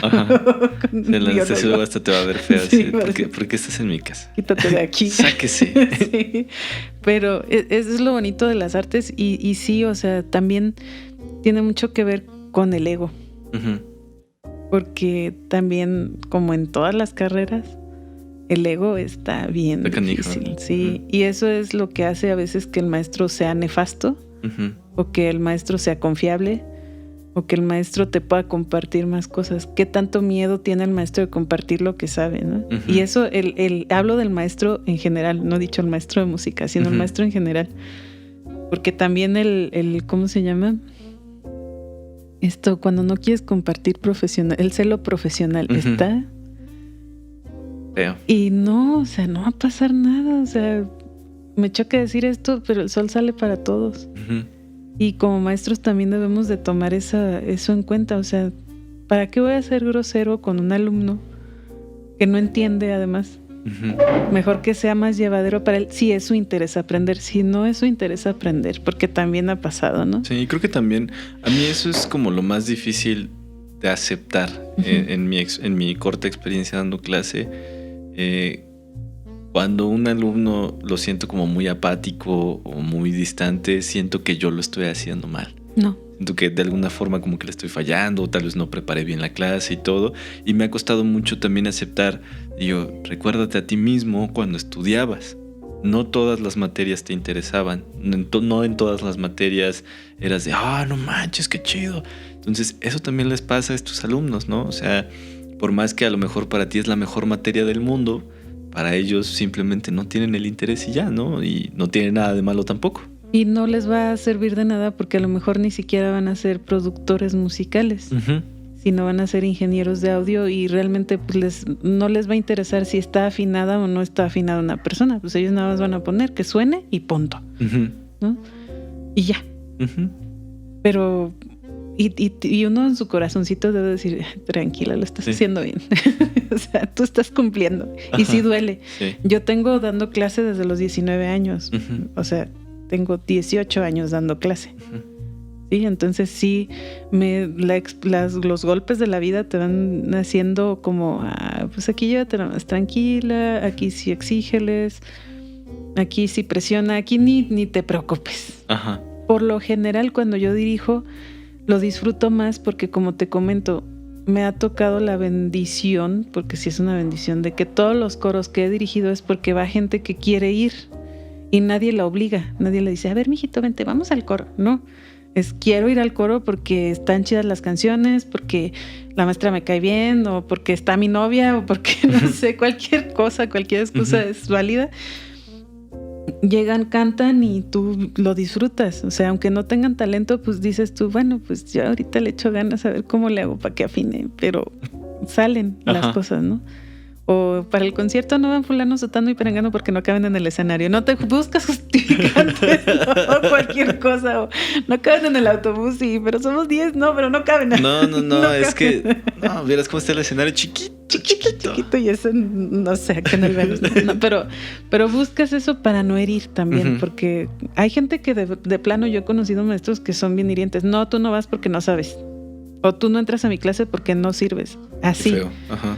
Bueno, a mí también me tocó vivir algo así en la Universidad de Derecho. Así que es como de tú mejor vete a vender tacos o cosas así, que es como... O sea, también en el tema de la abogacía están estos clichés, ¿no? El abogado pierde las todas, que no le sabe y que nada más cobra. Está el que pone su puesto de tacos, el que tiene su taxi, o sea, todos estos, ¿no? Entonces, había profes que eran despectivos a ese nivel de... por ti piensan que nosotros salimos y ponemos nuestros tacos. Por ti piensan que nada más cruzando la calle, ¿no? Y cosas así. Entonces como que también se va generando desde ese mismo momento el ego del profesionista, ¿no? Que es como de, no, yo tengo que ser muy bueno porque a mí no me pueden confundir con alguien que vende tacos o cosas así, ¿no? Y todas esas cosas que también creo que dentro de la pedagogía es gente que honestamente debería cuestionarse el por qué está en esa posición. Si no lo disfrutas, ¿por qué estás ahí? ¿No? Y es que es ahí donde por ellos es que nos tachan a todos. Pues no. Fíjate que una vez en Ciudad Obregón a mí me dijo un alumno, a ver, maestra, cante. Le dije, no, ¿por qué no? Pues porque no soy cantante, pero dirige coros. Y le digo, sí, pero pues no soy cantante de ópera. Él quería que cantara ópera. Sí, cante ópera. Y digo, pues no. Entonces es cierto que el que sabe y el que no sabe enseña. Y, o sea, en ese momento todo fue en ¡puf! Ajá. En ese momento me quedé callada y dije, ¿qué le contesto a este vato? Le dije, ¿sabes que tienes toda la razón? Toda la razón. Digo, yo no sé, por eso te estoy enseñando y por eso me están pagando, ¿tú crees? Y le digo, así que te estoy enseñando a que debes de ahorrarte tus pesos y no estar aquí. Así que puedes salirte con mucho gusto. Se quedó, no, maestra, digo, no quería faltarle al respeto. No, es que usted lo malinterpretó. Le digo, bueno, o sea, fuiste muy claro en lo que me dijiste, ¿no? O sea, claro que no, le digo, pero pues te enseño. O sea, lo que sí sé es que a mí no me gustaría gastar en algo que sé que no vale la pena. Salte, por favor. Ya después vino y habló conmigo, porque yo no suelo ser grosera, no suelo ser... Y él quería forzarme a hacer algo que a mí no me nace, que no me gusta, y como te acabo de decir antes, me da pánico escénico. ¿Por qué crees que no soy cantante? No me gusta cantar en público, punto. O sea, sí, cuando estoy lavando en el baño, lo que sea, me gusta enseñarle a la gente a cantar. Incluso hay gente que me busca para que le dé clases de canto y les digo, pero es que ¿sabes qué? Mejor ve con Luz Andrea, con Ivonne, con Margarita, con mis amigas que sé que con Edgar, que cantan, o sea, colegas míos, porque ellos son cantantes. Yo no soy cantante. Te puedo enseñar las bases del canto para cantar en coro y todo eso, pero si ya lo quieres en lo individual, mejor busca a alguien que se dedique a eso. O sea, no, mi ética profesional tampoco me permite engañar a la gente. Pero sí, se me quedó bien grabado eso, porque dije, y qué chafa, qué feo que me acaban de decir eso. O sea, como maestro, imagínate cómo... Sí. De repente como que pesa esa parte, que es como, oye, yo vengo aquí con la mejor disposición. Sí, o sea, venimos a trabajar a gusto. Y me dices eso. Incluso yo también estuve pensando precisamente en esa frase, en ese clichezote, ¿no? De que el que sabe y el que no enseña. Ujú. Que justo también dije, ponle tú que es cierta la frase, ¿no? Y que nos quitamos de encima el ego y es cierto, ¿no? Yo no llegué tal vez al lugar al que yo pensaba esperar.